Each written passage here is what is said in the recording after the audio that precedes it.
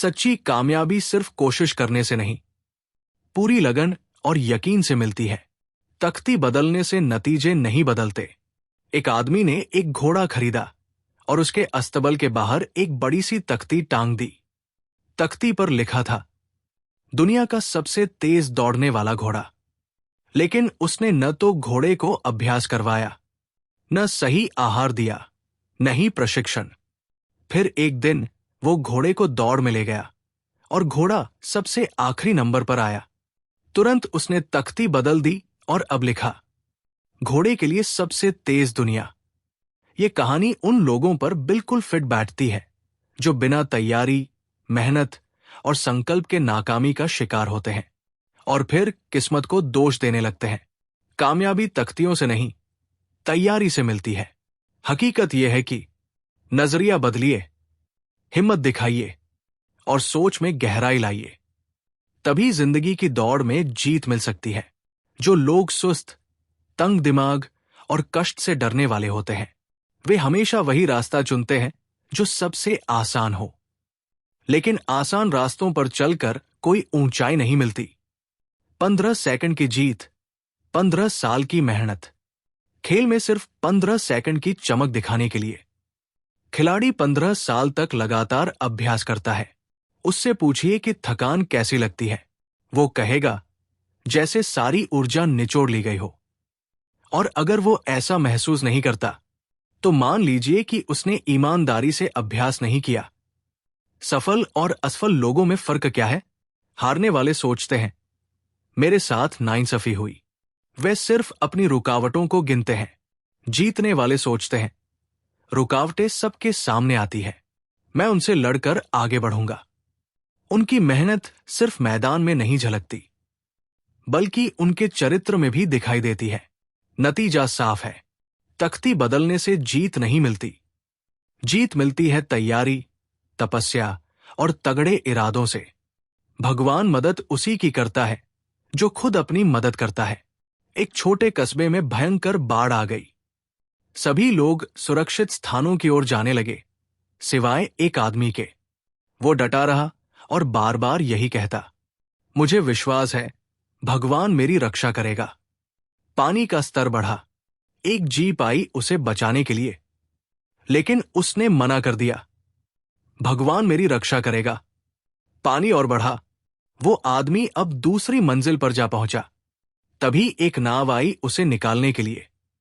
फिर भी उसने वही जवाब दिया, भगवान मेरी रक्षा करेगा। अब पानी छत तक पहुंच चुका था। एक हेलीकॉप्टर आया, पर वो अब भी अड़ा रहा। भगवान मेरी रक्षा करेगा। आखिरकार वो आदमी डूब गया।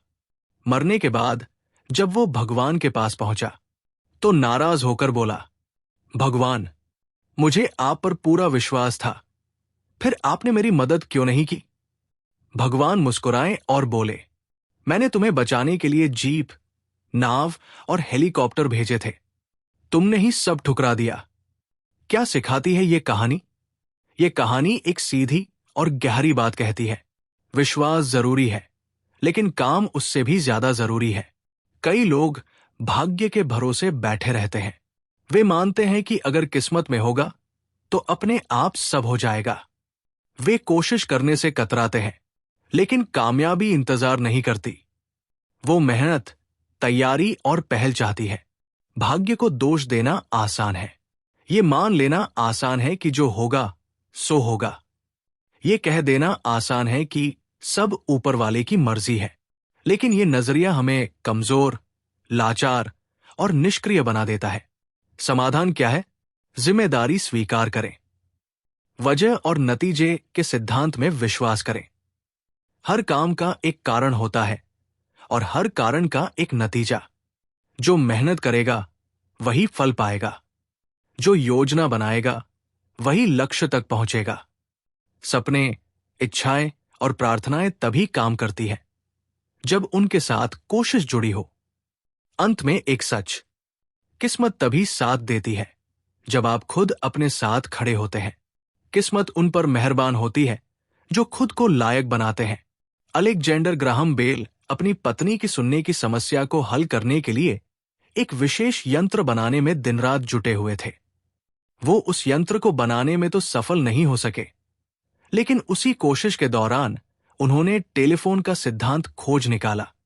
क्या हम कह सकते हैं कि यह केवल भाग्य था? हरगिज नहीं। ये उनकी लगातार कोशिश, समर्पण और तैयारी का नतीजा था। असल में अच्छी किस्मत वही जन्म लेती है जहां तैयारी और अवसर मिलते हैं। बिना मेहनत के संयोग भी काम नहीं आते। भाग्य की सच्चाई कुछ यूं है। उसने दिन में मेहनत की, रात को भी काम किया।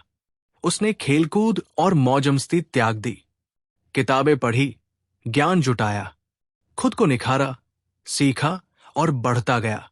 वो डगमगाया नहीं, रुका नहीं, केवल आगे बढ़ता गया। दिल में था बस थोड़ा सा विश्वास और एक चिंगारी हिम्मत की। जब वो सफल हुआ, लोगों ने बस इतना कहा, वो तो किस्मत वाला था। सच क्या है? लोग केवल नतीजे देखते हैं, वे पीछे की तैयारी, संघर्ष और बलिदान नहीं देखते। भाग्य तभी साथ देता है जब हम अपने लक्ष्य के लिए पूरी निष्ठा से तैयार होते हैं। इसलिए कभी अपने प्रयासों को किस्मत के हवाले मत कीजिए, बल्कि खुद को इतना काबिल बना दीजिए कि किस्मत खुद आपको तलाशे। उद्देश्य की कमी सबसे बड़ी कमजोरी। महान मस्तिष्कों के पास उद्देश्य होते हैं और साधारण लोग केवल इच्छाएं पालते हैं। जब हम उन लोगों की कहानियां पढ़ते हैं जिन्होंने असंभव लगने वाली बाधाओं पर विजय पाई, तो एक बात साफ दिखाई देती है। उनके पास एक स्पष्ट उद्देश्य था, एक ऐसी प्रबल इच्छा जिसने उन्हें कभी हार मानने नहीं दी। कुछ प्रेरणादायक उदाहरण। विल्मा रुडोल्फ, जो बचपन में लकवे से पीड़ित थी, लेकिन अपनी अटूट इच्छा शक्ति के बल पर 1960 की ओलंपिक दौड़ में 3 स्वर्ण पदक जीतने वाली सबसे तेज धाविका बनी। ग्लेन कनिंघम, जिनके पैर बचपन में आग में जल गए थे, लेकिन उन्होंने हार नहीं मानी। उन्होंने 1 मील की दौड़ में विश्व रिकॉर्ड बना डाला। उनका कहना था, इच्छा शक्ति ने ही मुझे ये शक्ति दी। शेली मॉन, जो 5 वर्ष की उम्र में पोलियो से ग्रस्त हो गई, लेकिन तैराकी के माध्यम से अपने शरीर को फिर से सक्षम बनाया। नतीजा 1956 मेलबोर्न ओलंपिक में स्वर्ण पदक और 3 विश्व रिकॉर्ड। इन सबकी कामयाबी का मूल कारण था स्पष्ट उद्देश्य, प्रबल इच्छा और अदम्य अनुशासन। जब किसी व्यक्ति में किसी लक्ष्य को हासिल करने की सच्ची लगन होती है, वो जानता है कि उसे कहाँ पहुंचना है और उसमें सतत प्रयास और अनुशासन की भावना होती है, तो सफलता उसे जरूर गले लगाती है।